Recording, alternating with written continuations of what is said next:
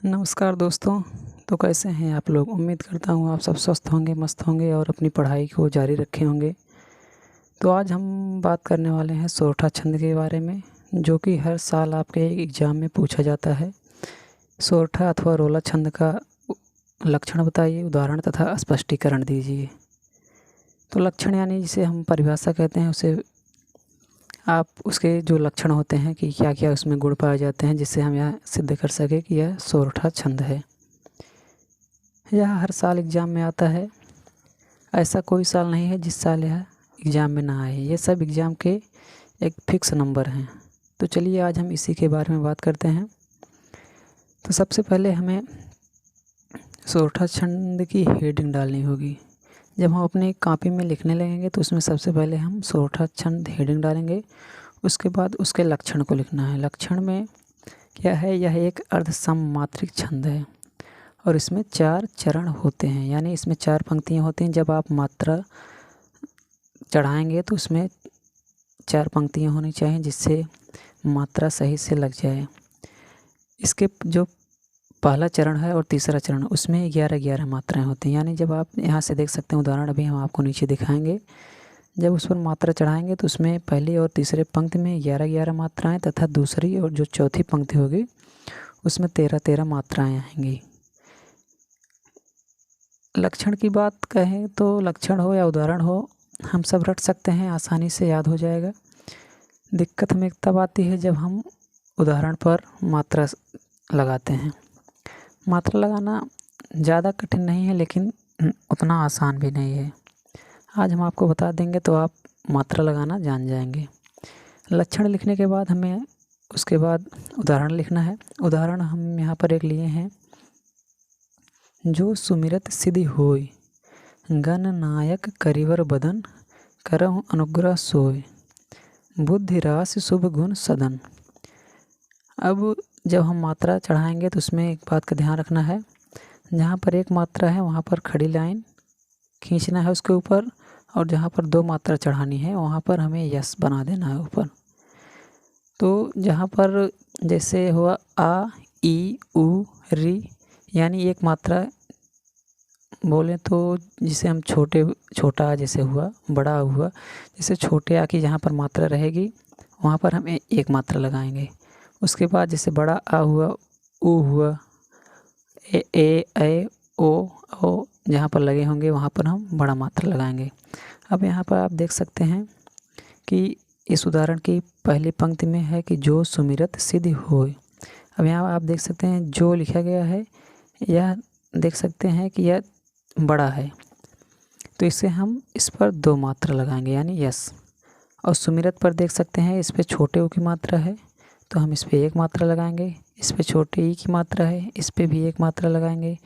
रा पर 1 मात्रा, क्योंकि यहाँ पर कोई बड़ी मात्रा नहीं लगी है। फिर ता पे, फिर यहाँ पर भी देख सकते हैं सिद्धि में छोटी छोटी मात्रा लगानी है। उसके बाद यहाँ देख सकते हैं ओ, यानी जो ओ है उस पर बड़ी की मात्रा लगती है, और यहाँ ई जो है इस पर 1 मात्रा। अब आपको इसे गिन लेना है। 1 2 3, 3 1 4, 1 5 6 7 8 9, 9 और 2 11, यानी पहली पंक्ति में 11 मात्रा हो गई। उसके बाद इसमें देख सकते हैं द्वितीय तथा चतुर्थ चरण में 13-13 मात्राएँ होती हैं। तो हम दूसरा चरण देख लेते हैं। हम यहाँ पीछे से मात्रा लगाना शुरू करते हैं। यहाँ पर देख सकते हैं ना पर कोई मात्रा नहीं है, द और ब तीनों पर कोई मात्रा नहीं है, तो हम 1-1 मात्रा तीनों पर लगा देंगे। उसके बाद यहाँ पर रा हुआ और का पर मात्रा नहीं है, और रा पर छोटे ई की मात्रा है, इसलिए इस पर भी हम 1 मात्रा लगाएंगे।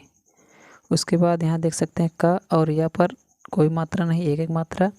ना पे आ की मात्रा है तो यहाँ बड़ा, उसके बाद फिर 1-1 मात्रा। अब इसे हम काउंट कर लेते हैं। 1 2 3 4 5 6 7 8 9, 9 2 11 12 13, यानी दूसरा जो चरण हुआ उसमें 13 मात्रा हो गई। उसके बाद फिर यहाँ देख सकते हैं कि तीसरे चरण में 11 मात्राएँ। अब हम पहुँच गए हैं तीसरे चरण में। हम पीछे से मात्रा लगाते हैं। यहाँ पर कोई मात्रा नहीं है, इसलिए हम 1 मात्रा है यहाँ पर।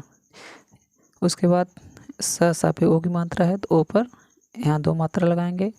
फिर एक बात का हमें ध्यान रखना है, जिस भी वर्ण में आधा अक्षर लगा है उसके हम पहले वाले अक्षर पर बड़े की मात्रा लगाएंगे। यानी जो यहाँ पर ह है इस पर एक मात्रा, और यहाँ जो ग है इसमें र लगा है, यहाँ से देख सकते हैं यहाँ पर र लगा है, इस पर हम एक मात्रा लगाएंगे। इसके आगे वाले जो वर्ण है इस पर हम 2 मात्रा लगाएंगे।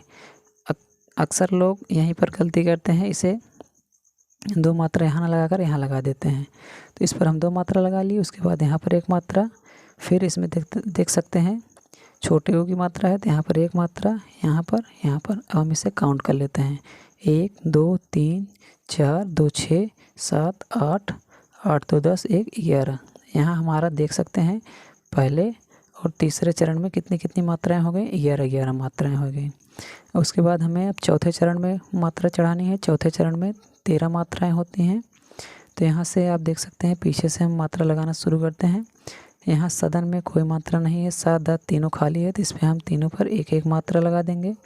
यहाँ ना पर एक मात्रा क्योंकि खाली है, इसे छोटे ऊ की मात्रा है, यहाँ पर भी एक मात्रा, फिर भ पर, फिर यहाँ पर, फिर यहाँ देख सकते हैं सा पर छोटी की मात्रा एक मात्रा लगा दी है, और रा पे बड़ा आ का है तो यहाँ पर 2 मात्रा। और अभी हमने आपको ऊपर बताया यहाँ पर कि जिस भी वर्ड में आधा वर्ड जुड़ा रहता है उसके आगे वाले पे हम 2 मात्रा लगा देते हैं। तो यहाँ पर देख सकते हैं इसमें धा पूरा है, दा आधा है। आपको देखने में लग रहा होगा कि दा आधा है, दा पूरा है, लेकिन इसमें दा आधा है, धा पूरा है। तो इसमें यहाँ पर एक मात्रा लगा देते हैं, यहाँ पर 2 मात्रा। अब हम इसे काउंट कर लेते हैं। 2 1 3 2 5 1 6 7 8 9 10 11 12 13। यानी चौथे चरण में भी कितनी मात्रा हो गई, 13। उम्मीद करता हूँ कि आपको मात्रा लगाना आ गया होगा। अगर नहीं आया है तो आप एक बार फिर से देख लीजिए।